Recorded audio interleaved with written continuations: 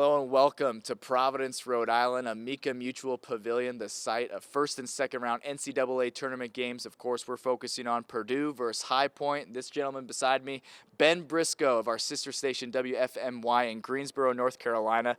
Heavily familiar with High Point. About 20 minutes down the road from us. About 20 minutes down the road. We love that. West Lafayette, about an hour up the road for us. So brought us here together at Providence, Rhode Island. We're excited for March Madness. You're here, and this is extremely significant for High Point as we continue to preview this game between Purdue and High Point. First ever NCAA tournament appearance. What's the vibe around this? Well, I hate to tell you, but I think you guys might be the evil stepmom because we're already being called the Cinderella story of this tournament here.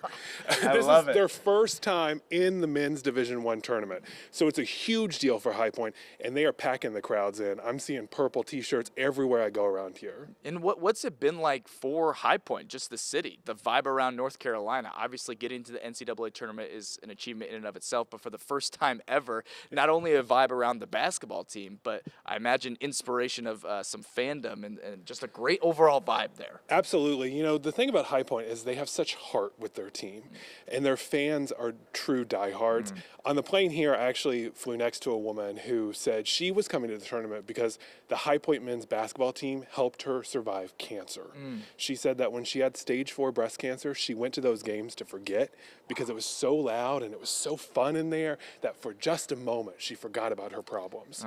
And now she's cancer-free. She's wanting to celebrate with them here, and she wants to beat you guys. That is incredible. That is a tough, origin story and Cinderella story and inspiration all around revolving around a 13-seeded team. And we see this in the NCAA tournament all the time, those Cinderella stories. And you're saying Purdue, the evil stepmother there, so not a good omen for the Boilermakers overall. But you know what? You're an evil stepmother with a good track record. Okay, that's true. That's true. Purdue obviously coming off the NCAA tournament national championship appearance, I should say, a year ago. But before that trip to the national title, 3 straight years Purdue was knocked out by a double-digit seed.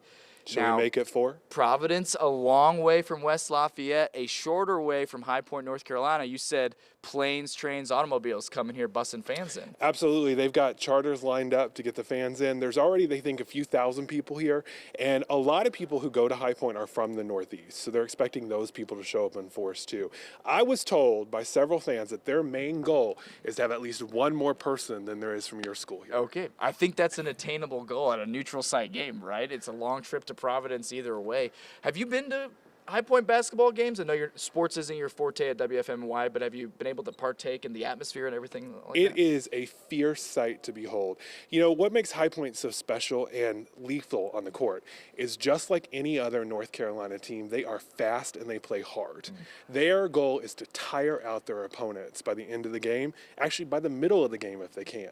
Okay, well, High Point, one of the best offensive teams in the country. They breezed through the Big South tournament, a huge comeback in the conference championship game. Purdue, a great offensive team as well. Maybe some fireworks, a lot of points getting this place charged up. What do you think tomorrow? I think the good thing about High Point is that they've got the offense and the defense. They've got players on both sides. They've got Kezagifa and Bodo, and they're really going to come in force, and I hope and I expect a lot of three-pointers tomorrow, make it an exciting game. I think that's a fair expectation tomorrow when it comes to Purdue and High Point. Purdue, man, not a great end of the season. They lost 6 of their last 9 games, so they're reeling a bit. That's exactly what you want to hear if you're a 13th-seeded High Point team. There's no doubt about it. I'm interested in this. North Carolina, when you think of North Carolina basketball, you think of the Tar Heels, you think of Duke, you think of NC State, even throw Wake Forest and Winston-Salem up there before you get to High Point.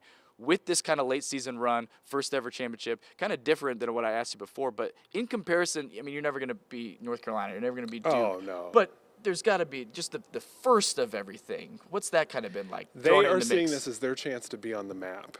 And I think what's really exciting for the High Point kids is that they don't feel that pressure. I talked to the mom of one of the players. She was on my flight right next to me, too. Okay. And she said, you know what? The boys are just so excited. They are ready to take this on. And because they don't have that legacy behind them, they don't have to perform well if they don't. They're just here for the first time ever, and they get to celebrate that. And they really do believe that they're going to end up in the Sweet 16. But if they don't, you know what? They are still proud at the end of the day. Look, you heard it here. First Sweet 16 appearance in High Point's first ever NCAA tournament Wouldn't that be a story? Appearance. That would be an amazing story that he would tell probably wonderfully, if I might add. Look, what you just said, they don't know what they don't know. They've never been here before. Nerves out the window. They're loose. They have nothing to lose, and that's not what you want to hear if you're a Purdue Boilermakers fan. There's no doubt about that. But you know what? You guys have the strategy of being here before and knowing Yes. how to handle that. It's that kind of experience versus just kind of carefree, right? I mean, look at the stadium. Look at how many seats there are.